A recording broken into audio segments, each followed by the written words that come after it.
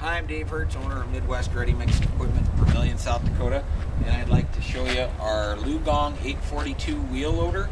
It comes with a 3.5 yard bucket. It's got a reversible cutting edge on it. It's our general purpose bucket.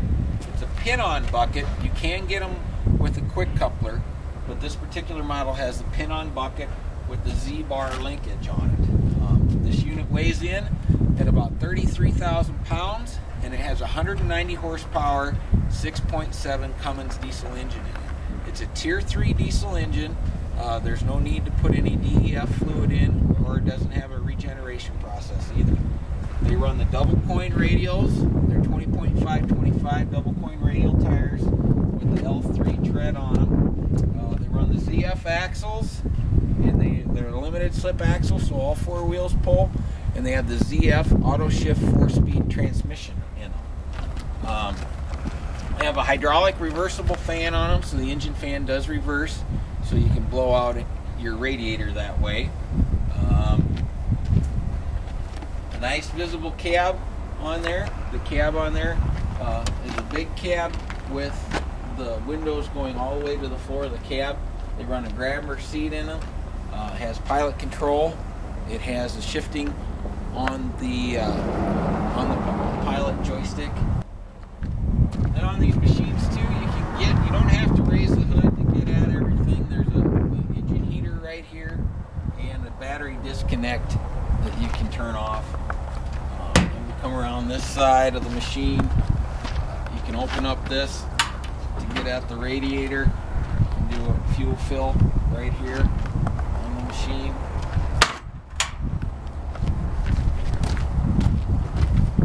On this side of the machine, you can check the oil from right here also, or you can raise the whole hood, raises up, and you can check everything from inside the hood.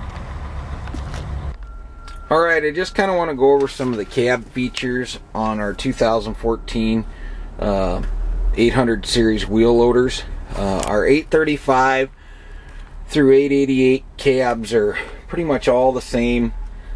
Same size, the same layout on it, so we're just going to go on this new 14 835 cab. But this unit has auto greasing on it over there, so the entire unit's auto grease. The only thing you grease is the drive line, and it's on a timer, but if you want to add some extra grease, that's what this button does. It turns that auto greaser on. This is your rear defroster. Here's your rear window washing fluid, your rear window wiper. This is a beacon on the top of the cab, and here is your transmission disconnect. So in one mode, when you step on the brake, it'll disengage the transmission and apply the brake. The other mode, the transmission stays engaged, but you can still apply the brake. Here's your shifting lever. You can shift the machine here, or you can shift the machine right here. And the way that works is if you put it in second gear here and it's in neutral, you can go second gear, forward and reverse right here. So let's say you're going into a real hard pile of dirt and you want first gear, put it there, you're in second, and then you can pull the trigger right here. It'll kick it down into first, and your indicator is right there. It'll kick it down into first, and then when you back up, you're automatically back in second gear. Now if you want to stay in third gear, you just twist it to third gear or fourth gear. Now there's also an auto or manual switch, so if you put it in auto, it'll shift second through third automatically, upshift and downshift. If you put it in manual, it'll stay in whatever gear that you've selected over here on the column. So that's kind of how the shifting works. In the middle here, you have a diagnostic switch that'll give you fault codes on the engine. You can set your engine idle up or down. Your lights and hazards are all right here. This is a button that this machine does have a backup steering on it, so it's an electric motor that runs the hydraulic pump, so you can still lift the bucket and steer the machine if the engine is dead. This mutes any any codes as far as beeping noises go. And then your dash, basically you have your tic-tac and your fuel gauge, your oil, transmission oil temperature, and your water temperature of the engine, and then your different warning lights over here, and your hour meter, and then that is your transmission, what gear it's in. And then on this side, your joysticks, all pilot control, and this runs your third valve, your park brake, and then your heating and air conditioning, your fan.